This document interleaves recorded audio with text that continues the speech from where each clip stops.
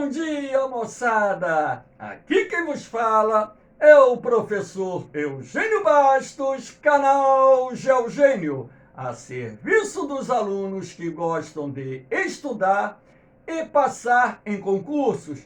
Moçada, vamos fortalecer o canal, se inscrevam no canal, dê aquele like, compartilhe o vídeo e ajudem o professor Eugênio Bastos a democratizar o ensino da geografia. Moçada, no nosso encontro de hoje, iremos analisar a prova da ESA de 2016. Lembrando que nas questões aparecem imagens que não fazem parte da prova. Elas foram inseridas como forma de melhor explicar os assuntos cobrados e vocês, consequentemente, melhor entenderem tais questões. Valeu, moçada? Vamos nessa! Primeira questão. O setor que possui o maior consumo final de eletricidade no Brasil é... Eu coloquei esse gráfico de 2017 para que vocês pudessem ter uma noção de como se dá o consumo de eletricidade por setores. Reparem que o setor industrial é aquele que mais consome energia elétrica no Brasil. No ano de 2017, foi responsável por 36% do consumo da energia elétrica gerada em nosso país, seguido do setor residencial com 29% e o comercial com 19%. Sendo assim, a resposta correta, letra D de dado. Questão número 2. Na faixa leste do Brasil, desde o século XVI, um domínio natural sofreu extensiva devastação, provocada por extração de pau-brasil, plantio de cana e café, expansão urbana e implantação de eixos de transporte. Atualmente restam apenas 8% deste domínio natural, denominado, aqui nós temos um mapinha mostrando a vocês a área desse domínio leste, o domínio da Mata Atlântica, considerado o terceiro maior ecossistema existente no Brasil. Primeiro vem a floresta amazônica, em segundo lugar o cerrado e em terceiro lugar a Mata Atlântica. Nós temos esse mapinha, que é uma estimativa da cobertura original da Mata Atlântica quando da chegada dos portugueses em nosso país, e do lado de cá nós temos as manchas remanescentes da Mata Atlântica. Lembrando que a Mata Atlântica é uma floresta heterogênea, porque tem uma grande diversidade de espécies, latifoliada, porque apresenta plantas com folhas grandes, folhas largas, higrófila, porque está adaptada também a ambientes úmidos, sobretudo na fachada oriental da floresta, densa, fechada, uma floresta de difícil penetração, e também uma floresta higrófila, como eu disse, adaptada a ambientes úmidos. A floresta atlântica ou Mata Atlântica é muito parecida com a floresta amazônica. Boa parte dessa vegetação já foi destruída. Então, em alguns livros, algumas pesquisas citam 92%, 93%, 94%, enfim. O que sabemos é que a Mata Atlântica é um dos ecossistemas mais degradados do Brasil. E isso se deve ao processo histórico de ocupação do território nacional. Basta lembrar que a destruição da Mata Atlântica tem início com a exploração do pau-brasil. Todavia, esse processo intensificou-se com o ciclo da cana-de-açúcar na zona da Mata Nordestina e aqui na nossa região sudeste com o ciclo do café. Lembrando que a expansão urbana, a extração madeireira e as queimadas também deram uma grande contribuição para a destruição da Mata Atlântica. Sendo assim, a resposta correta, letra B de bola. Vamos à terceira questão. Nas últimas décadas, o processo de transformação do uso do solo, em função de uma expansão rápida e intensiva da agropecuária, provoca inúmeros impactos ambientais no cerrado, entre os quais erosões profundas que atingem o lençol freático, que denominamos a resposta correta, vossorocas. Repare, uma vossoroca, coloquei essa imagem muito nítida, muito bonita, para que vocês pudessem ter a noção exata do que é uma vossoroca. A vossoroca se forma quando se retira a cobertura original do solo e esse solo é frágil, ou seja, pouco resistente à ação erosiva. O escoamento superficial e a movimentação subterrânea da água serão responsáveis pela formação dessas fendas, desses buracos, que crescem muito rapidamente no período das chuvas. Para que vocês tenham ideia, anos atrás, lá na cidade de Manaus, surgiu uma vossoroca que em apenas um mês engoliu um quarteirão inteiro de rua.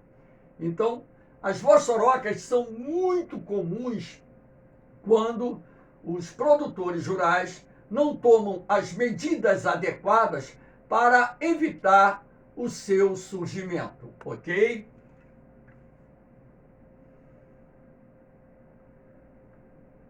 Quatro, a concessão de áreas florestais para exploração econômica por empresas privadas está prevista na resposta correta, letra A, Lei de Gestão de Florestas Nacionais.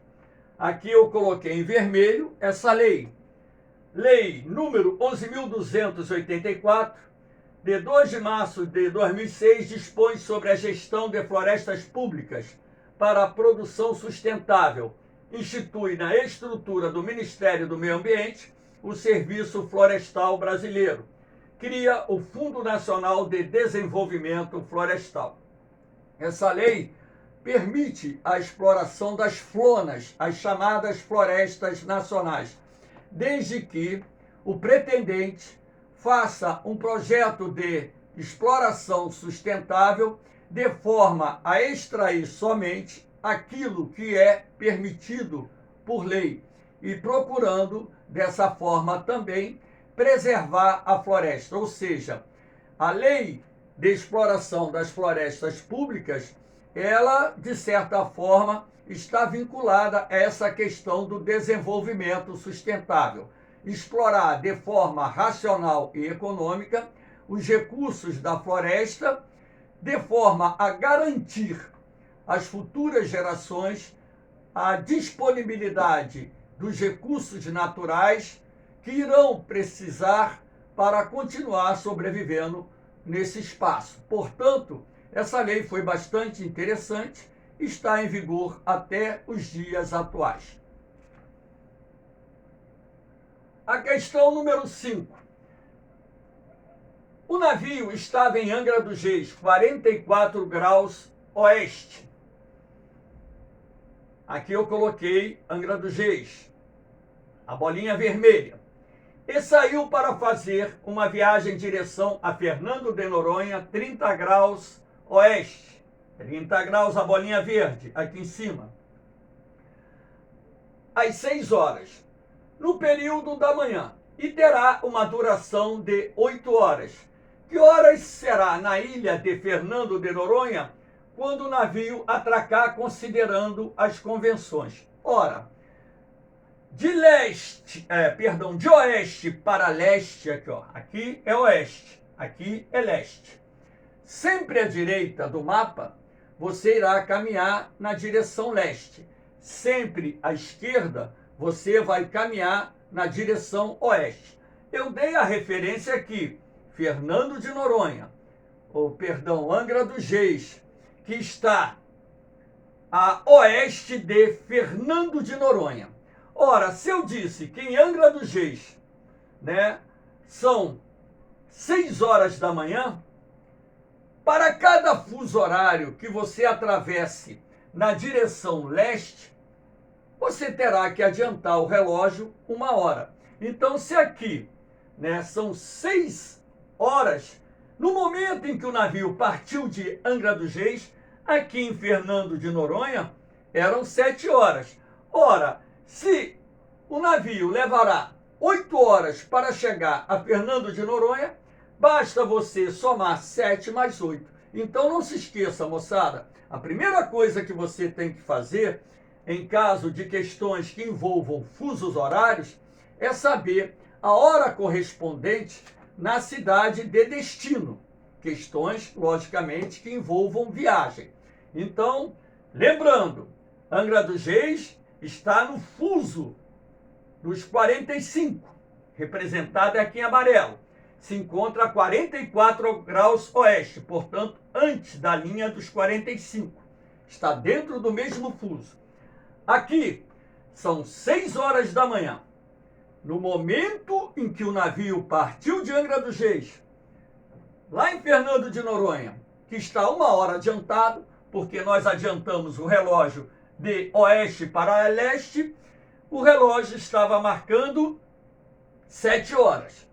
Ora, se o navio vai levar 8, bastava você somar 7 mais 8. A chegada lá em Fernando de Noronha, portanto, será às 15 horas, sendo assim a resposta correta, letra A. Eu coloquei esse esqueminha aqui para facilitar o entendimento de vocês. Vamos para a próxima questão, a última.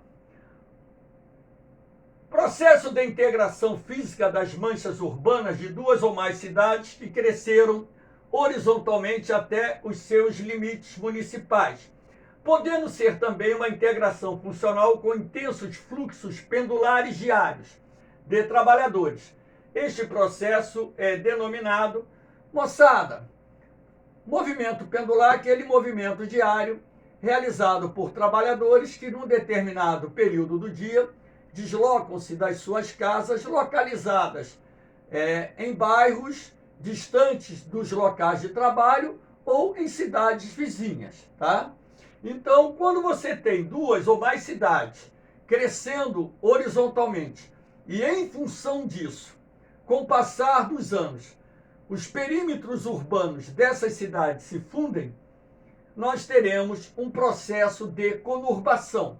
Conurbação nada mais é do que a união de 2 ou mais cidades, resultante do crescimento horizontal das mesmas, ok?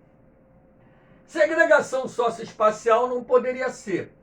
A segregação socioespacial é um processo que resulta da coexistência de bairros que agrupam famílias de classe alta e classe média, convivendo lado a lado com uma comunidade carente, como, por exemplo, você ter lá em Ipanema, um bairro nobre, ao lado a favela ou as favelas do Pavão, Pavãozinho. Você ter na Barra da Tijuca, um dos metros quadrados mais caros do Rio de Janeiro, ao fundo, a favela Rio das Pedras.